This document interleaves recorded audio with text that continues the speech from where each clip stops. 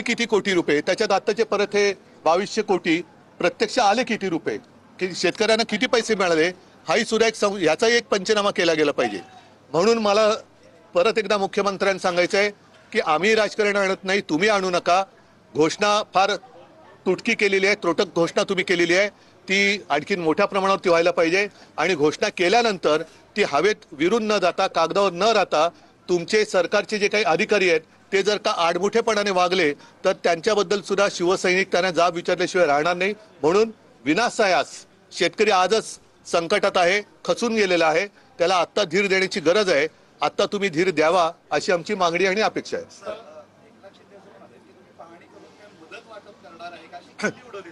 त्यांच्या ती एक बेनामी कंपनी आहे त्यांचा पक्ष, म्हणजे त्यांच्या बोलण्याला मी काय अर्थ हे देत नाही. जे स्वतःची जाहिरातबाजीमध्ये मशगूल आहेत अशा लोकांना मी किंमत देत नाही. परत एकदा सांगतो की पीएम केअर फंडातून शेतकऱ्यांना कर्जमुक्त करू शकतात, एवढे पैसे त्याचे पटीने पीएम फंडामध्ये पैसे आहेत, तर पंतप्रधान ती जबाबदारी घ्यावी. तुम्ही म्हणताय ते असं अजित पवार असं म्हणाले की सगळी सोंग करता येतात पण पैशाचं सोंग करता येत नाही.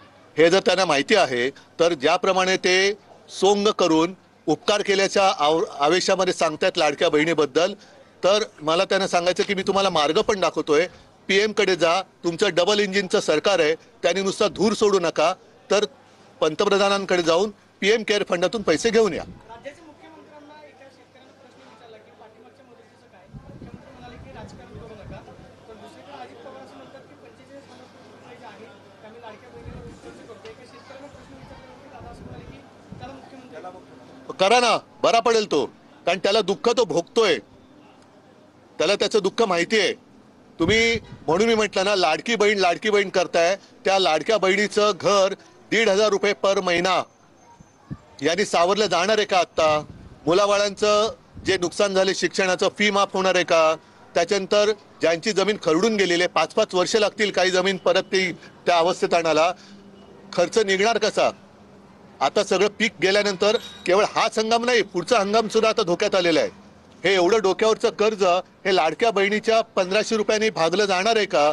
ह्याचं उत्तर हे अजितदादांनी द्यावं आणि मग त्यांना काय खेळायचं असेल ते खेळू द्या. टाइम बॉन्ड काहीतरी असलं पाहिजे की किती दिवसामध्ये या शेतकऱ्यांपर्यंत मदत मिळाली पाहिजे, तसं तुम्ही दिवाळीच्या टाइम बॉन्ड आवाहन करता की एवढा? माझी अपेक्षा आहे दिवाळीच्या आत, कारण मुख्यमंत्र्यांनी काल तसं घोषणा केलेली आहे, दिवाळीच्या आत.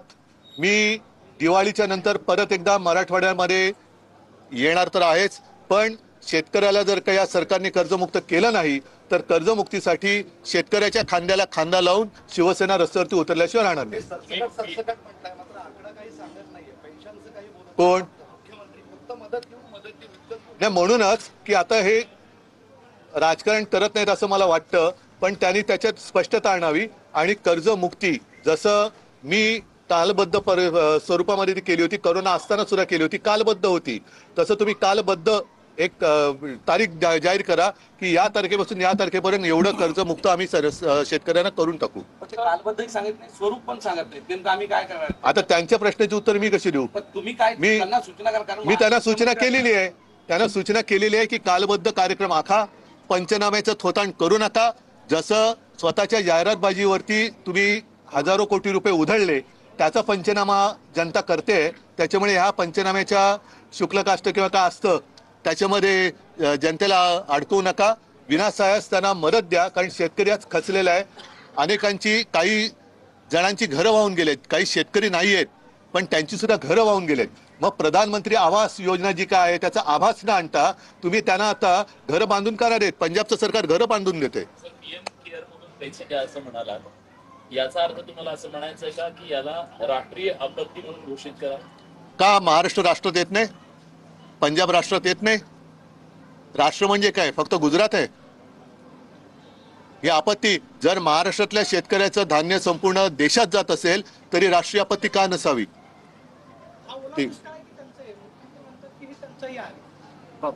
त्यांच्या जाऊ द्या, मी आता काही शब्द वापरत नाही, त्यांच्या ह्याचा दुष्काळ असेल तो, पण काय असेल त्याला काय शब्द लावायचं लावा, पण पहिली शेतकऱ्याला मदत करा.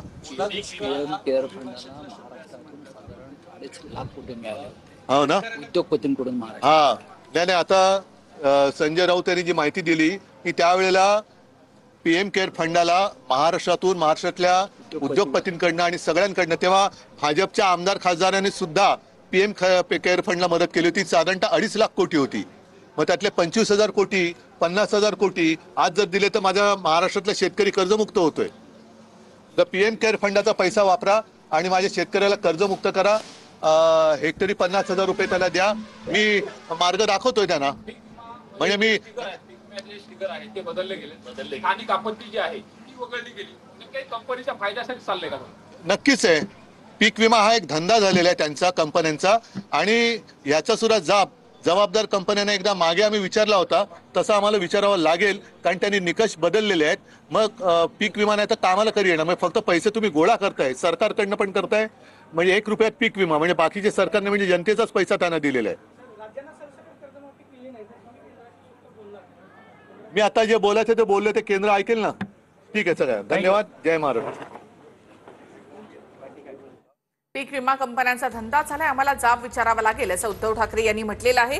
हेक्टरी 50,000ची मदत द्या असं उद्धव ठाकरे यांनी म्हटलेलं आहे.